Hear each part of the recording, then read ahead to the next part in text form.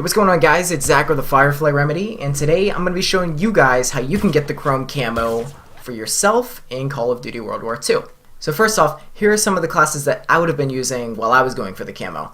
And if you don't know by now, you need to prestige each division at least once, and the reason that is because in each class division, for example the shotguns, you have to prestige the Expeditionary to get the sawed-off shotgun, which you need to get gold to therefore get the diamond and then the chrome later on. The snipers, it's the Kar 98, the MG42 for the light machine guns, the MP40 for the subs, and the SVT for the rifles. For all my classes, you're going to notice, at least for most of them, I'm using the launched basic training, and that's because you also need to do the bazooka and the Panzerschreck, which can be really tedious, but they're pretty easy to do, they just take a long time.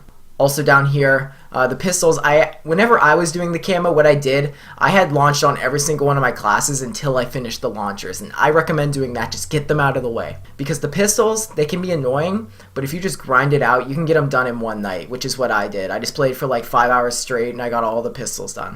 Before we get into anything, I should first let you know that this camo is not worth it in any way, shape, or form.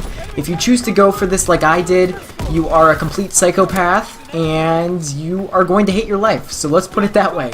And another thing that I'd like to point out is that I see many YouTubers telling you to play core to get headshots, and I think that's the stupidest advice you could give someone, in all honesty. Hardcore is the way to go if you want to get headshots. They're so much easier. Yes, hardcore is a bitch in this game, but if you want to get headshots quickly, do hardcore, please. The only time you should be playing core is if you are going for the snipers or the melee weapons, which we are getting into right now. So let's do this. So the snipers, if you want to get a nice little start going, you use them first. They're really self-explanatory, one-shot kills, you don't need headshots or anything. The only sniper that's going to give you trouble is the carabin, and there's an easy fix for that. Just play hardcore. You only need 100 kills, 100 one-shot kills with it, and then you have to get like 50 with the mountain division and then 50 with a different division. So just play hardcore. There's nothing too special about the snipers. Just sit back. If you're playing war, for instance, if you're on breakouts with the bridge, you just sit there and you pick them off one by one. It's really easy to get bloodthirsty. Snipers, very self-explanatory. Next up is the shovel. That's the other thing you're going to be using in core. You don't want to use it in like hardcore because you're just going to get stomped. And I recommend, especially if you care about your kill-death ratio, to just play war. And quite honestly, I tried it in TDM thinking the players are typically worse in TDM, but it wasn't that easy. You just play war. You can rush right into their spawn. With the shovel, all you have to do is get 200 kills to unlock the next tier of challenges for the next camos, and the ones that are going to give you trouble are simply the bloodthirsties and probably the paybacks. The paybacks were pretty rough, but honestly, if you consciously kill people, pick up their weapon, you're going to get the paybacks rather easily. The backfires, that's what they're called.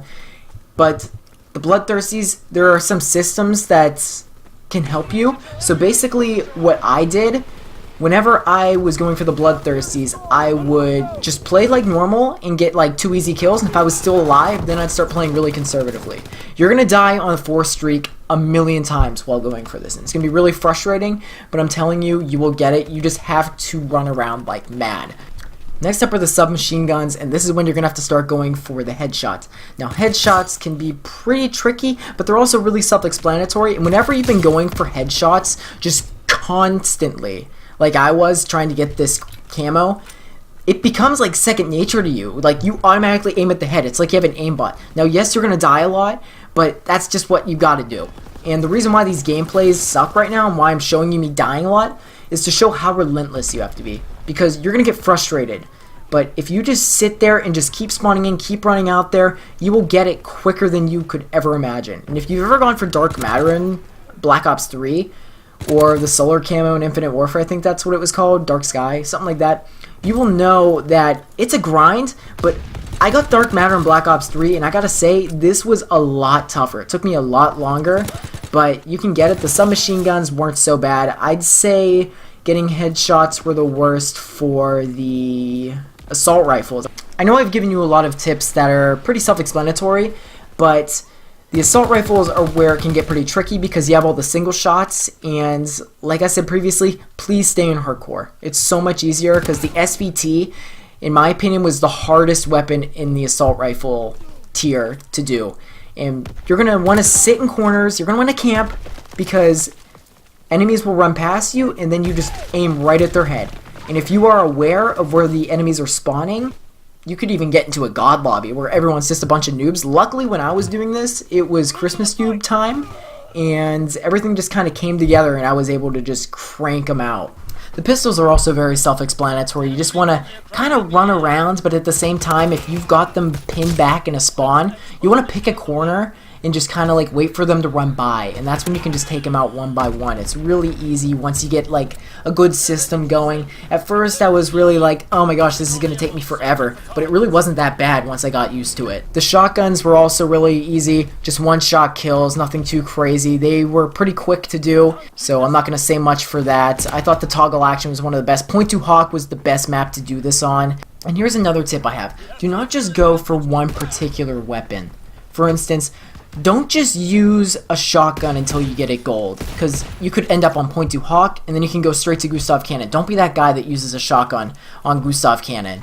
It's just stupid. Switch around the weapons. It also keeps the game fresh and keeps you from getting frustrated.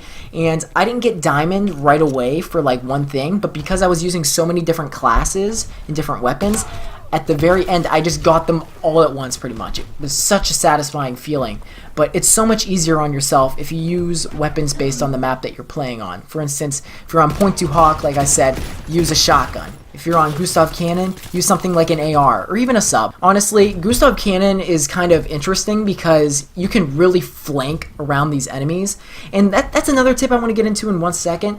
But Gustav Cannon, I actually use the pistols quite a bit. I found it really easy to get headshots because there's a lot of snipers just sitting back, and you can really use that to your advantage. And going off of that, stay towards the outsides of the map. Every map that you play on, try to stick to the outsides, because what's going to happen is this is the best way to really flank around enemies. And once you get behind enemies, especially if you're going for headshots, you're golden. It's so much easier on you.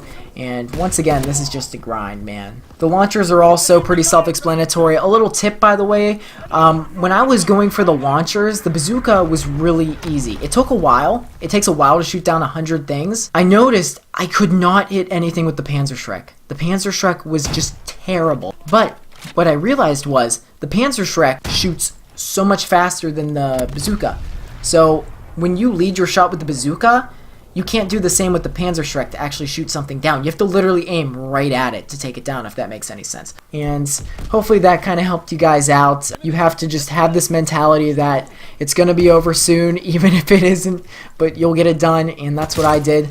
I look back and I'm like, I'm just glad I got it done. Now I don't have to worry about it. So anyway, guys, thanks for watching. New video tomorrow. I think I'm going to be going for the Chrome Guver, or the Gewer, or however you pronounce it. I don't really care, to be honest. I will catch you all later. Peace out.